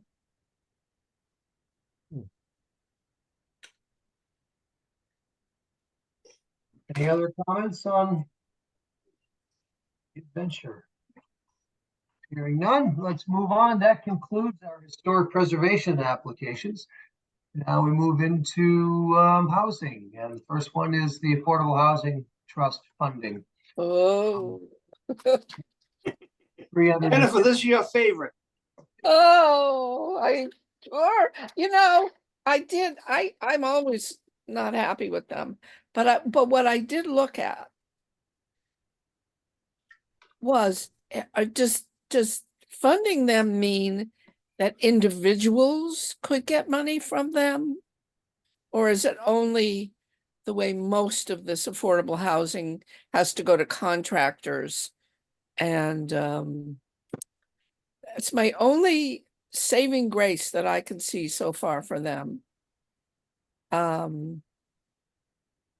That having them have a chunk of money would make it available to individuals. But the rest of it, annual 3% from short-term rentals. Oh, this is not for us, but I say they're only getting 3% of the annual from short-term rentals. They should be getting way more than that. So, well, When I looked at their funding sources. Right, so the city, and I think what that refers to, Jennifer Lee, is that the city has imposed a 3% tax on revenues, right? So, and that all goes to the Affordable Housing Trust. Oh, it all goes to them. Okay, okay, okay. Yes, that 3% comes to $80,000 in the coming year, I believe. It's so low. 2023, yeah, was 80,000, 50,000 in 2022. And the their use of the ARPA, 1.5 million. Do we have any details on that? They have the Um, money. That's their They were kind of given seed money. $1.5 million. Do we know how they're using it or what they're doing with it? Yeah, so they will present that when they make their presentation, Jennifer Lee, but the Affordable Housing Trust is completely reconstituted in the last year and a half. Yeah. And with complete with a new strategic plan, which is really well thought out, and an application process that is pretty clear. And so I think to answer your questions, we should ask them to take us through their application process, which I believe is all on the city website as well. But that's They gave us the application in the documents, and it's quite involved. It's a Yeah. pretty intense I'm application. sorry, I didn't read it. Ugh. I apologize. that's all right. I mean, I think it's safe to say that none of us have read everything here. Although maybe Carrie did. Carrie's on point tonight, so you might have done that. But I think to me, in my view, CPC monies are a great, CPA funds are a great, excuse me, affordable housing is a great use of CPA funds. Yes. We in Gloucester, the large majority of our funds have gone to historic preservation since we adopted the CPA. Rightfully so. That's a key part of our heritage. But affordable housing is such an imperative for us and for a lot of towns and cities around Massachusetts, that in looking at ways that we can, the city, we can incent addition of new affordable housing stock. Funding the Affordable Housing Trust, which is a board of a lot of really qualified people right now, is I think a really good way to do it. A way that the current administration is in favor of, and that I'm in favor of, if they can answer our questions properly. So, and I think the key to this too is that they're trying to do a lot of outreach to potential developers of affordable housing. We don't do that. We accept applications that come to us. Right. We have funded affordable housing projects from Harbor Lights last year, for example, but we're not out encouraging people, soliciting people to do so. So I think to me, that's the key point of this is, do we believe that the Affordable Housing Trust is solidly staffed, has a real good operating plan, and that use of CPA monies could be a good place to put that. So I'm in favor of this one, but I would really like to see a solid presentation from them to us to say, yeah, here's how we're going to use money. Here's how we're going to encourage and fund affordable housing in Gloucester. Oh, yeah, okay, yes. Maybe we could, but then look at this. Are we gonna, I'll wait till we get to action, but are we gonna cut back on action? And if we don't, we're giving them half our money between action and affordable housing. And that's a problem Half our money. because Well, we don't have to give the Affordable Housing Trust $350,000. No, we are required, Matt, from my understanding, are we required to put 10% into housing each and every year? correct. Yep. And if we know, because I mean, they're looking for us to fund 350 every single year, if I'm understanding the application correctly. They are not, but stating an intention to come back to us each year and ask for roughly 35% or 30% of our funds. It's up to us each year to decide what, if anything, we grant to the Affordable Housing Trust. Right. Correct. Hands up, Harry first. Yes, I'm been listening here, and the one thing that sort of troubles me when we have this shortage of cash that we have to give out, the $1.5 million that fell into the Affordable Housing Trust only through I believe it was ARPA funds, was sort of a out of the blue. And I don't know whether we can look at that and actually justify the fact that we're going to shortchange other people when they have this largesse of $1.5 million sitting over there without some sort of a plan that involves the need for us to get involved there. Yep. Point taken. Carrie? I fully agree with what Harry just said. And, you know, if we give, I think 35% is way too high. I am fully in favor of funding them at some level and hoping that this really helps Gloucester in the affordable housing arena here. But if we give them $350,000, that leaves us $650,000 approximately to fund over $600,000 worth of historic preservation that's coming in, another 200 in housing, and another 325 in open space and recreation. And that, in my opinion, is just not fair. There's just not enough money this year to give them that kind of money. That, and then the fact that they have the $1.5 million in ARPA funding, I think we should see how they do with that. I think we should see how this new committee goes. I think historically it hasn't been very successful. They certainly sound like they're very well put together, and I hope that they are. I mean, I would be in favor of something more like $100,000, revisit it next year. But when we're so tight on money, I just can't, I can't justify us giving them 35%. It's just too high. And then I also come back to, how do we know that they're following the CPA guidelines and rules with all that we do, all that we need to follow through and we need to comply with the state? They will have to comply with that, I'm assuming, even though it's being funneled through them. And I see that they're saying that they will report back to us yearly.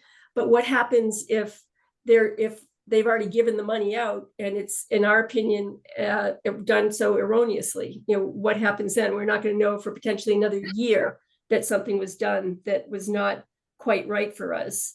And I'm hoping that we would still be able, I mean, they're not going to be funding action, and I would still want to fund action. I think that we've become a big part of their budget for Gloucester. Actually, we're a small part of their budget for Gloucester, but we're a very helpful part of their budget. And I would hate to see that go away.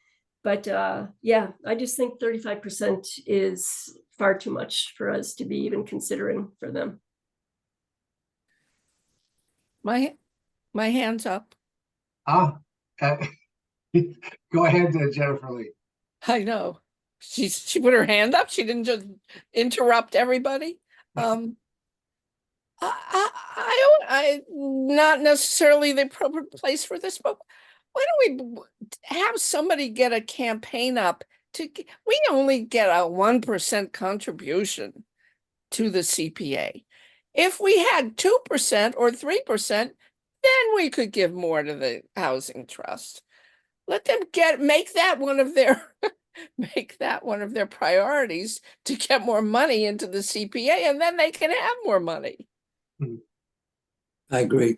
You know, what's 1% is lovely and better than nothing, but I am still appalled that we only get 1%. Sean, you have your hand raised.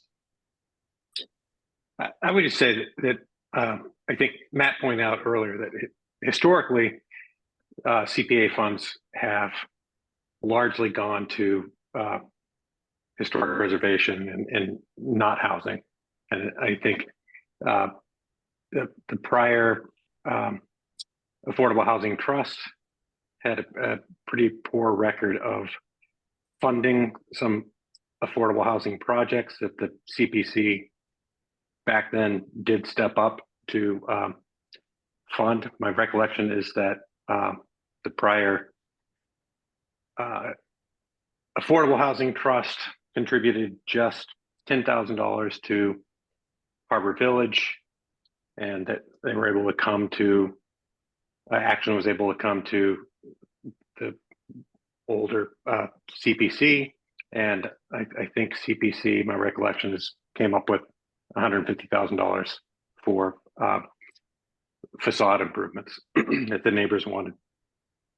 But I think that the point of funneling a rather large contingent of money into the Affordable Housing Trust is separate from the CPC. It does create a one-stop shopping program for the folks who build affordable housing to come looking for affordable housing, as opposed to, again, go back a number of years when Action had to come to both organizations, spend money on lawyers and engineers, et cetera, to show up and explain what they needed the money for, which is not going directly into the housing where it should be.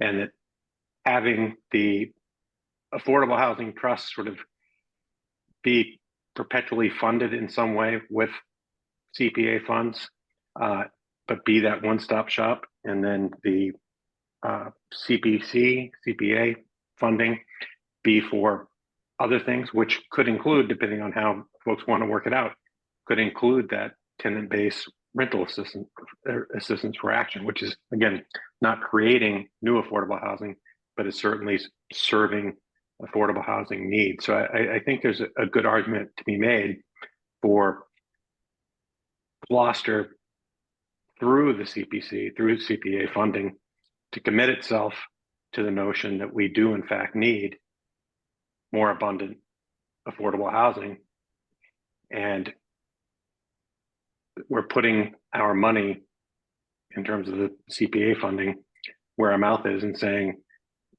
here's a sizable proportion of the money that Gloucester wants to invest in affordable housing in the future. And that's how I see it. I realize it's what they're asking for is a rather significant part, but we can't preserve the character of Gloucester only by preserving historic buildings. At some point, you have to invest in the fact that we want to keep the population here. We want to keep a diverse, economically diverse population here. And the only way we're going to succeed at that eventually is by creating more affordable housing for folks. So I'm, again, not necessarily in favor of doing 35%, but I think it would be meaningful for Gloucester, again, through the CPC and by extension, the Affordable Housing Trust, to show a commitment to creating the affordable housing that we all know that we need in the city. Thanks, Sean. Bill, hand up. Yeah, I just want to make a comment that, it's going to be a good discussion, but for anyone who would like to know more about how the Affordable Housing Trust is actually working, the next meeting is on May 30th at 4:00, where they're going to review and discuss the 6 funding applications, which were submitted under the ARPA Housing Program funding round, which closed on April 30th. And I pulled that right off of the City of Gloucester website under their agendas. So I Great. just throw that out to the group. Great. Thanks, Bill. That's, Thank you said May 30th? May 30th, yes. Actually, it's going to be in person at the Harbor Masters, or you can Zoom in.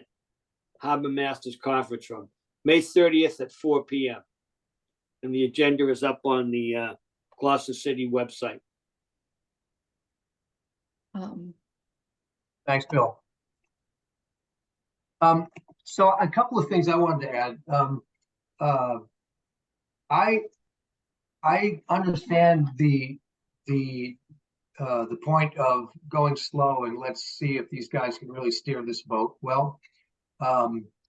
But I also think it's important to note that affordable housing, like open space preservation, is a very different beast than historic preservation. Historic preservation, we get projects that range from $10,000 to $250,000. Those are bite-sized projects. They can be encapsulated and implemented and understood. But the two components of CPA funding that we really haven't done much of in Gloucester is open space creation and affordable housing. Part of the challenges with those is they're really expensive. And so they require advanced planning and saving in order to do something about it. You could also do it by bonding, which I'm not a fan of unless it's a really well-defined project. But that's the challenge with affordable housing, is that if you don't build up a fund, and that's what AHTs are designed to do, that when it's time to take action, you don't have enough money and you're gathering money later.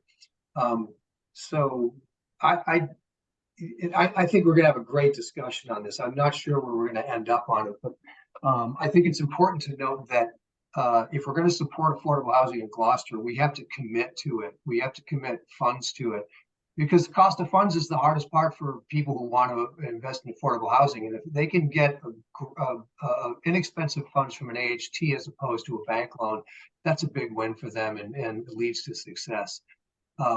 And from my perspective, I'd like to see 60% of our budget going to affordable housing on a year-by-year basis. I'm not sure if this year is the right year to do that, but I think we should be thinking about trying to get to that point. And one more point before I finish on my soapbox. Jennifer Lee, if we could raise the CPA allocation from 1% to something larger, you know, there are people in town frequently that say that, and I think it would be lovely. But let's not forget, we did not pass by a lot in 2008. It's got to go to a popular vote, and I think it's a hard pill for people to swallow to add another % to their real estate to their property tax. I think it'd be great to try, but that's a big effort that is kind of outside of our current discussions here. All right. Great. Good. I would agree with you all on all counts. All right, gang. Any more on this one before we move along? Okay, next up, tenant-based rental assistance. Do we need to discuss this one? We know it and love it. Any comments that you want to make on this project? No, I do have a site visit with Action Inc. to get a better understanding of the program and anything else they want to share with us this Friday at 10 o'clock. Great. See you there. Thanks, Bill. Okay, then onwards. Camp Spindrift, the nature-based learning space. $100,000 request, a $200,000 project. Harry and Rob are listed on it. Gentlemen, any comments? So Kerry was nice enough to join me on this one as well. Basically, I now understand what they were trying to do. Basically, they want to create, they're working with basically a lean-to for a stage, an outdoor stage, and they want to create a multi-use facility that can do stage stuff, but also kind of an amphitheater look to it or use to it. So it's more functional. Right now, it's literally a lean-to, and they're trying to build a better outdoor space for multiple uses across the board. I don't know if Kerry wants to jump in and add to that.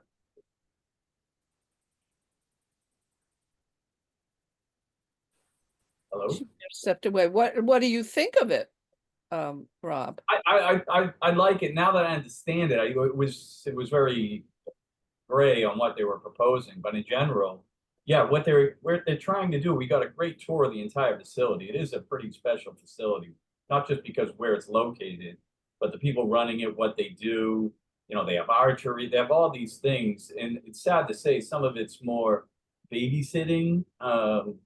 The whole function of it, unfortunately, you know, it is. But these kids get some really nice skills and activities to do. The pool's in tough shape. They're not asking for any money with the pool, but the pool's in pretty tough shape. They're just asking to kind of rebuild this stage area. And again, make it a more usable friendly where they can do different programs and different things, not just arts and crafts. And that's kind of how it came across to me originally. It's much more than, it's basically creating a small theater. So I think that their overall project, their large project is great. You know, they've got a lot of ideas of what they want to do. And yes, they've got this rickety stage area that they want to pull down. And but I got to say, Robin, please chime in here if you have any other thoughts.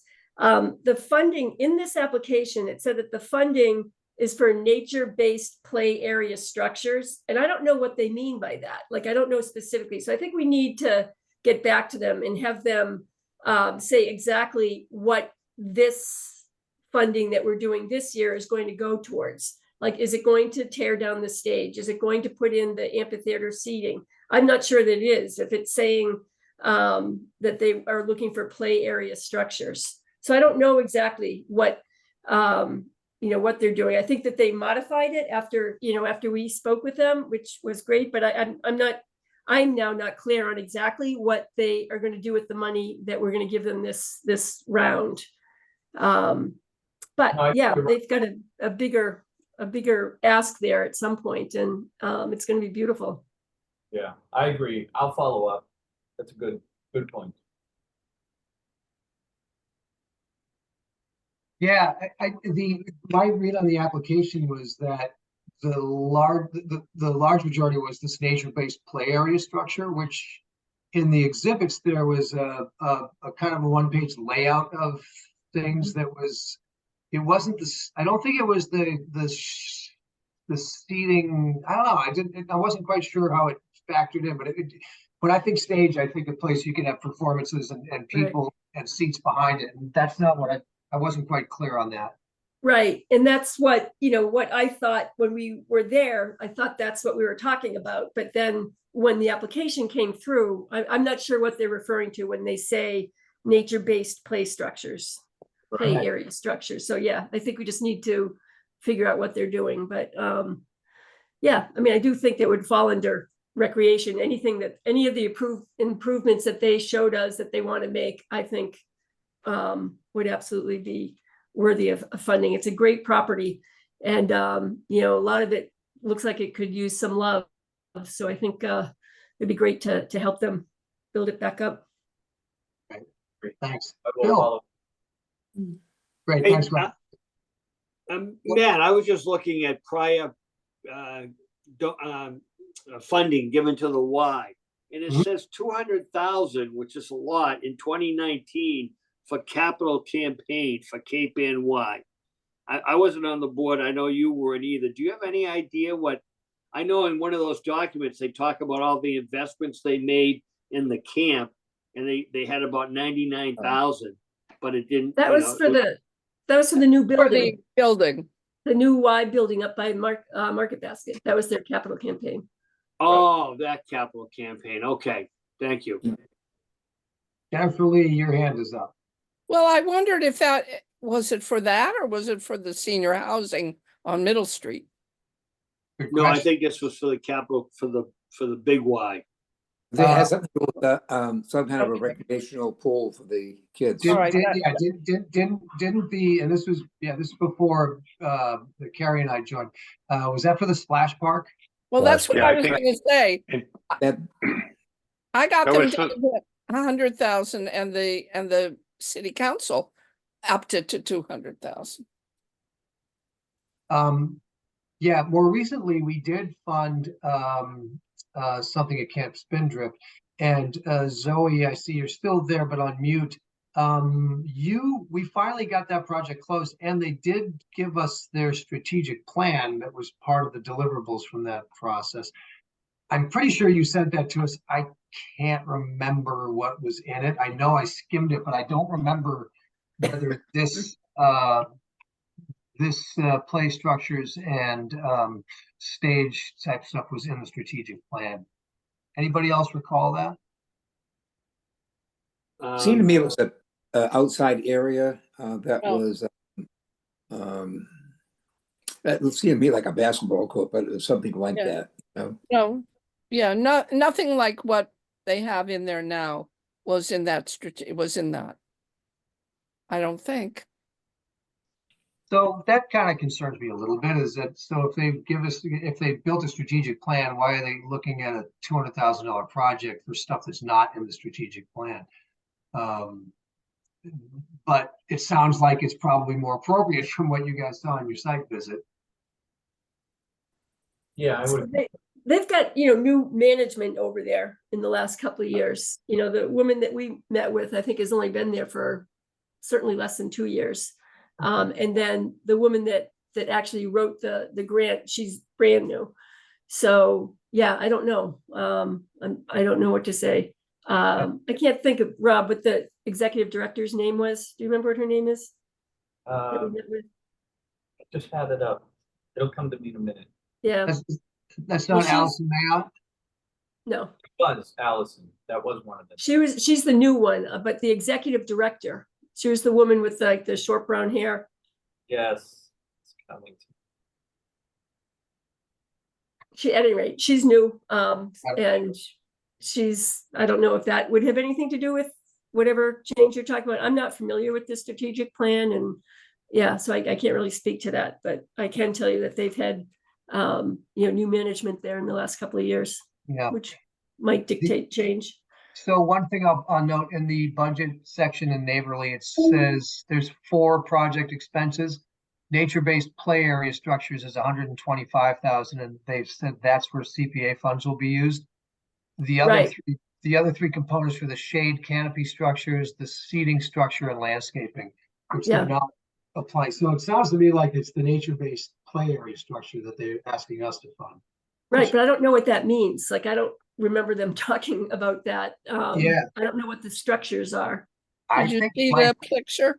it they might put be it- that picture, yeah. I did see that picture, and it's still, I think it just certainly at best needs some clarification of what Right. exactly. Yeah, I'll follow up.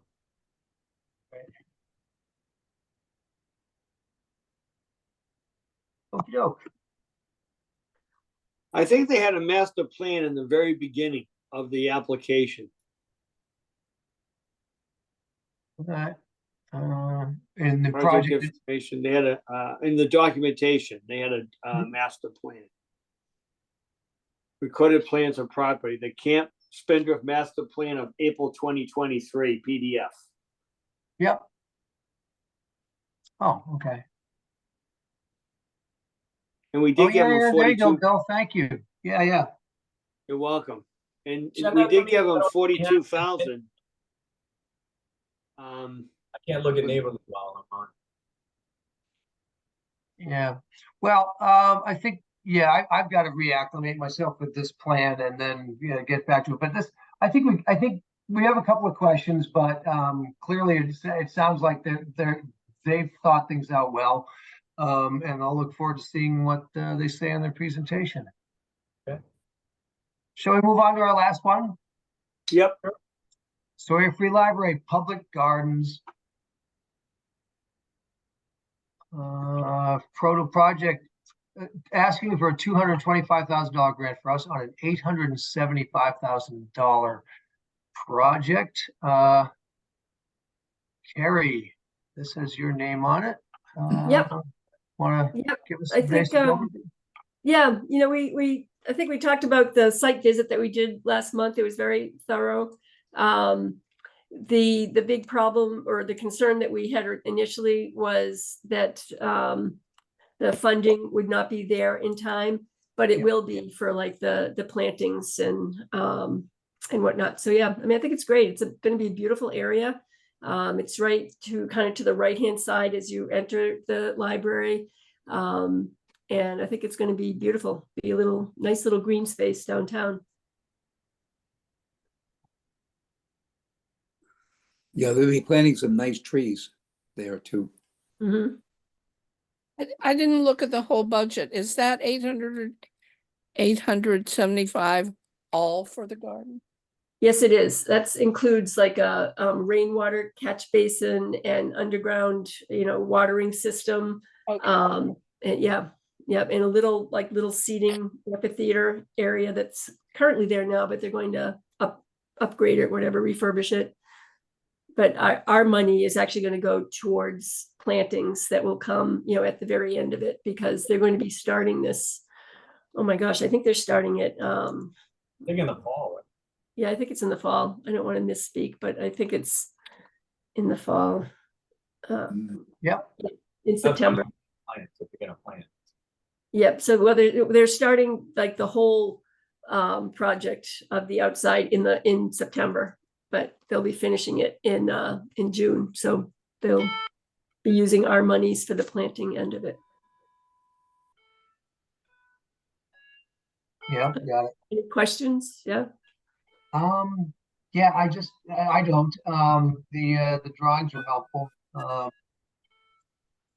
Because my main question was exactly where is it going to be, but it's pretty self-explanatory from that. So it's kind of where the gardens were been before. That was that little pavilion that they used to use. Yes.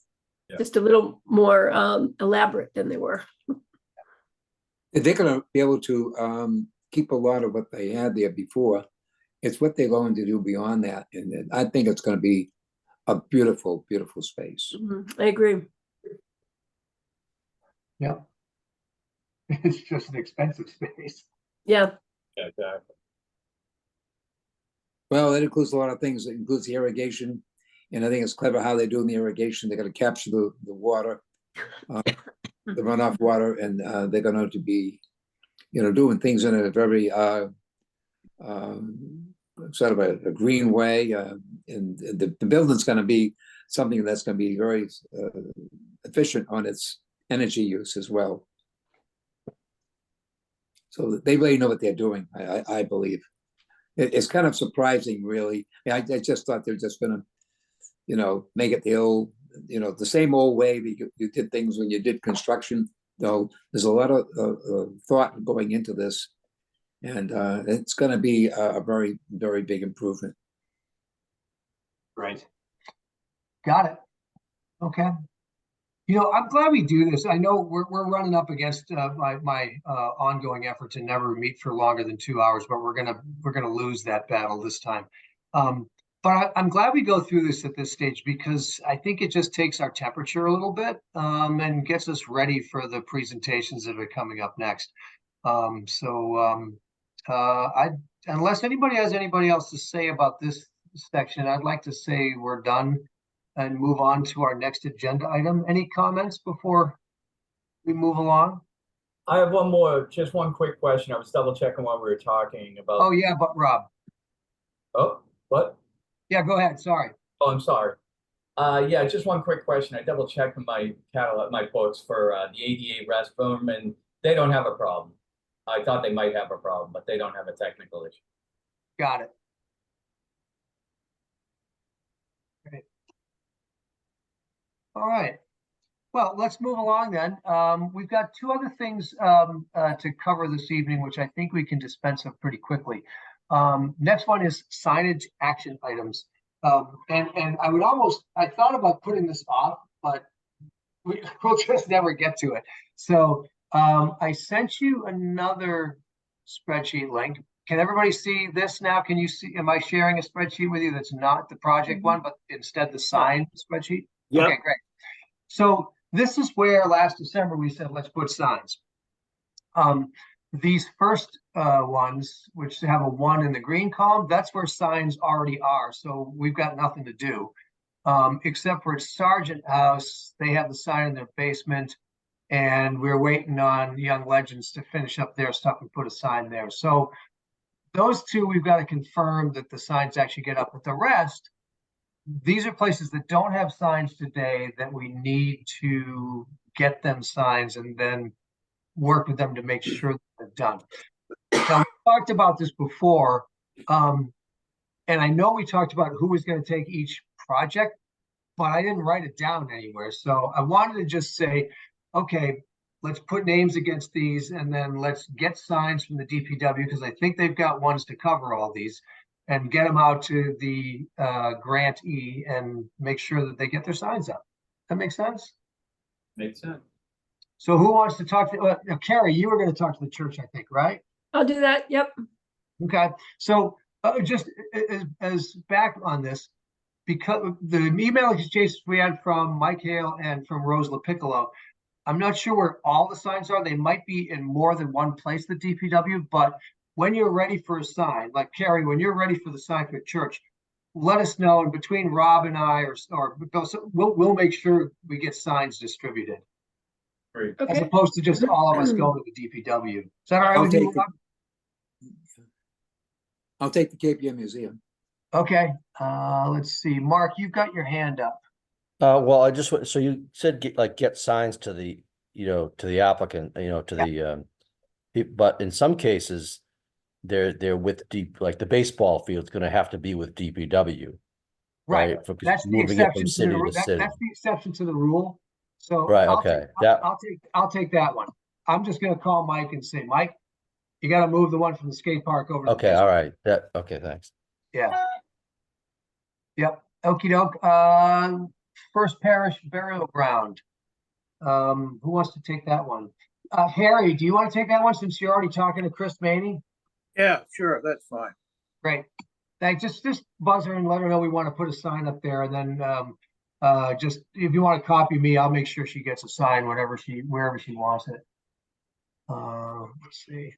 That's a duplicate, that one, right? Oh, no, you have it down the Yeah, bottom. it's the same. I had it in two places because it was moving Okay. one from the other one. Yeah. Got it. Okay. Beauport. Who wants to take Beauport? I'll Carrie? do All Beauport. Yep. I'll do it. right. Our Lady of Good Voyage. Bill, you want to take that one? Cuff, are you there? He's muted. Bill, you're muted. I was having a sneezing attack. I talked to Father Jim about it already. He said, yeah, get the sign. So where do I get the sign again? Or with some, Yeah, so they're all at the DPW. And rather Okay. than, what I want to avoid is having 9 of us calling Mike Hale, because that won't work. But I know that both Rob and I have already gotten signs from them. So, why don't you go through one of us? okay, Okay, so I'll get that one for you. thank you. Sure. And let's see. Okay, on. Jennifer Lee, you were going to take Lanesville Community Center, right? I am. That may not happen. Okay. Yeah, if you could just let them know, hey, we want to put a sign up. We'll get it to you. You can decide where it goes. et Did cetera. I get the dimensions on the signs? Yeah, I They're can, about 3x2-ish. Bigger than that, I think. Wait a minute. No, you're right. You're right, Mark. I think it's about 2 feet by 3 feet, Somewhere around there. or 24 by 30. You know what, Jennifer? I'm going to put it on my list to get the dimensions. That would be great. Thank you. Yeah. I mean, there's one not far from where I live. Okay. Hold on. Okay. Magnolia is the Blimmen Schoolhouse. I'll take one of those. All right. Okay. That was Mark, right? Yeah. Okay. And Magnolia Library. I'll take that. Okay. Rob, that was you, right, Rob? Yep. Great. Maritime Gloucester. I'll I'll do take that that. one. Wait, who said that? Well, I I said- said I would do it, Sean, but Okay. somebody Thanks, else said they Sean. wanted to do it too. Great. I put you down, Sean. All right. You know what? I'm gonna go to the DPW and get signs for all these, and then I'll be the distribution point. Okay, Okay, Camp Spindrift. I'll take that just for overlap. Thanks, Rob. Okey doke. Sawyer Free Library. This was for the Saunders house. I'll I'm take happy it. to do that one too. Go ahead, Sean. Okay, Sean can have it. Great. Ravenswood Park. I'll take that one. Mark, thank you. Okay, and that's it. Great. So I'm gonna go get signs for all these. I'll let you know when I've got them, but if you can get in touch with the applicant, they may have questions like, okay, you're gonna give me a metal sign, it's got holes, what do I do with it? it's kind of up to them, because the DPW is not going to give that, they're not going to put it up for them. I don't think we're going to give them signed posts, so they've got to figure out how to mount them. Right. But that's part of the agreement that they signed when they signed it. Right. Okay, great. Say, Matt, I don't see any sign there for Manship. Oh yeah, because I don't think we said put one on them because it's so out of the way, but we can put one on them. No, I mean, if you feel it's out of the way, they've just redone their entire entranceway, so it might Oh, be, they have. Okay, so I know I had them listed down here. There we go. Put a one on them. yeah, I'll do- You want to take that one, Harry? yes, sir. Very good. Okay, the rest of these are ones that we said, let's not bother with. Okey-doke. Good. Although, I mean, it might be nice to put one down on the pier next to where the adventure lashes up. Yeah? No? But we've got one for Maritime Gloucester already. Oh, you're right. You're right. Thanks, Sean. I think we had this discussion last Yeah. year. All right. Good. That's it. So, Last go ahead. quick For all of question. us. If I trouble getting a contact information, I can reach out to you, Zoe or you or some, the Yep. phone number or something. Yes, absolutely. Okay.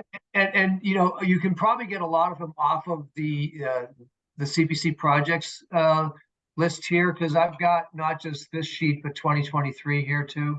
Yeah, well, I was like, 2020. Yeah, mine was 2021. The trustees. Yes, one of us can dig it up for you. Okay. All right. Okay, great. Thank you all. Okey doke. Carrie, was it you who was talking to the Sargent House folks last year about they had it in your basement? Yep, I'll I'm get in touch with them again. Put you Yep. on that one, yeah. And Bill, you or I can take Carl Ellis for the Young Legends thing. You want to take it? Yeah, I'll take it. So Okay, he told Carl told me his father told me at work that he was He gonna has put one. that- He has one. He's going to put it up. He's tired of waiting for the DPW. He's going to get some of those metal straps and strap it to the pole himself. So Right. maybe it's already done. great. Thanks. All right, then let's move on to get this meeting finished off. Next up was summer meetings planning. I guess that was the previous agenda item and I skipped it. So I had sent out a straw man of August, wait a minute, I lost my note.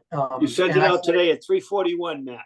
Thank you, Bill. And I had listed the first Monday in September, which I was quickly corrected by both Carrie and reminded by Carrie and Zoe that is Labor Day. So that's not gonna work. Let's see. Let me just grab my note on that. So. How about if we go through the other dates, make sure they're all good, Matt? Yes, so that's what I wanted to do. So let me just, where'd it go? Sorry, there we go. Okay, so what I suggested was you all got the email. This is the same thing we did last year. We went to every 3 weeks to fit all these into the summer and still be able to make our recommendations vote in late September. So it does, and I put them on Mondays because we meet on Mondays, but there's nothing holding us hard and fast as long as we agree upon them in advance.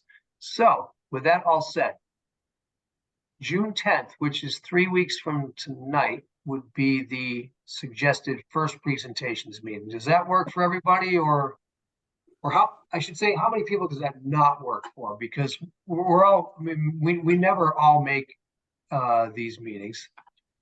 I'm gonna get my calendar up.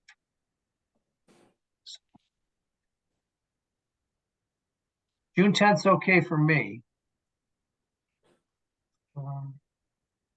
Yeah, that's okay for me. Just one question on this. Will they still be Zoom or will they be in person? They will, beginning next month, we will be hybrid. Hybrid, okay. So the meeting will take place in the small conference room at the Rose Baker Center, but all of you are not, none of you are required to be there. If you would prefer to Zoom in, you can, but I will be holding that meeting there with whoever else joins me. The applicants will be told that they can present in person there or via Zoom, their choice. Okay, thanks, So, Matt. June 10th, is that a winner? It Yep. is. Yes, Okay, Works for me. June 10 is good. Presentations July 1st. So the 4th of July is that Thursday. Mhm. That'll work Good. for me. Okay, I'm just checking mine. I've got a reminder, I gotta change my refrigerator water filter that day, but otherwise I'm good. Okay, so July 1st sounds like it's good. Next up was July 22nd. Oh, shoot.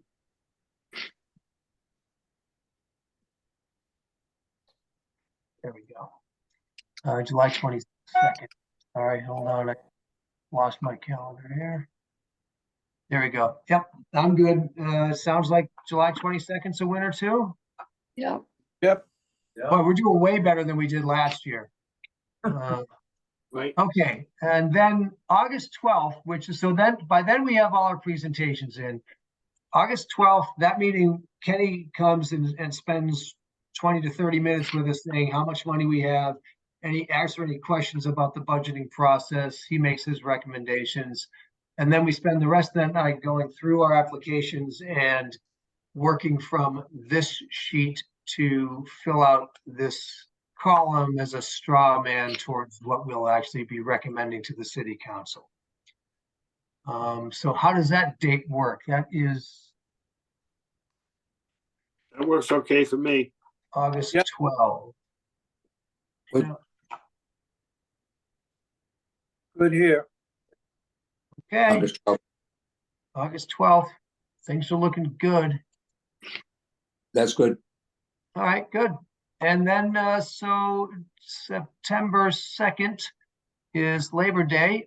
We can move that anywhere really because, well, actually, let's forget that one for a second. Does September 23rd sound okay for the votes that we take on what we're going to recommend? How does that one look? Good here. Yeah. Yep. Yeah. Okay. I'm good. So when do we want to do that, that last meeting, the non-Labor Day meeting? We want to just push it to the following Monday, the 9th? That'd be, when is Labor Day? Labor Day is the 2nd, right? Yeah, that was, Labor Day is the 2nd, yeah. right, okay. I'm okay with the 9th. I'd rather stick with Monday than try to get another night in. Yeah, me too. Me too. Okay. So Good. that's our meeting. So can you guys see my email right here? It's I can't remember if I'm still sharing screen here. So this is what we've got, except for 9.2 is 9.9 for the recommendations discussion phase 2. Yep. Okay, great. So Zoe's gonna send out a note to the applicants and have them kind of give us dates for presentations, Yes. So just for the benefit of Sean, and I'm not sure that anybody else is not here. So Zoe will send out an email to all applicants that says, we request that you make an in-person or Zoom presentation of your project and answer questions from the CPC in the next couple of months. We have 3 potential dates. Please give us your first and second choices. And then they do that, and we're usually able to accommodate everybody's choices. Or, well, we have to do a second choice sometimes. You know what? I'm just going to pull the email from last year, and I can't remember if we give them 2 or 3 choices, and then we slot them in for those times and tell them when they're going to be. yeah, I think we only gave them 2, Matt. Pick your 2 best. I think you're right, Bill. First come, first serve. All right. Good enough. I I think that's it. I have no administrative updates. Does anybody else have any business they would like to attend to before we adjourn? I have two administrative updates, Matt. Please, Bill. All right, just for those who may have gotten the email about the CPC boot camp that's put on by the CPC Coalition. It's an hour long. It's a Zoom meeting. You should have gotten an email about it, but if you want to get a good introduction to the Community Preservation Committee and the resources of the coalition, they do a great presentation. That's on June 11th at 12 noon. And then my second update is I got notified by the Rotary. They're going to be having a ribbon cutting at the new playground. It's not fully complete, but they're going to send an invitation out to all of you if you'd like to come to the ribbon cutting. They're going to have a lunch provided. I think it was a box lunch last time, but they'll have tables set up for lunch. And that's going to be on June 4th at 12 noon. And when I get the I'll send out a follow-up note to everybody on that. But if anyone would like to attend, just let me know and I'll notify the Rotary that will be in attendance. Okay, thanks, Bill. Please do send that along when you get it. That'd be great. Anybody else? Mark, I think you're muted. No, that was me telling my kids to be quiet. Okay. They're home. They're home. All right. I move that we adjourn this meeting of the Gloucester CPC. I'll second that. Second. All in favor, say aye. Aye. Aye. Meeting is adjourned. Thank you, everybody. And Thank you. we'll see Good you at work. our next meeting.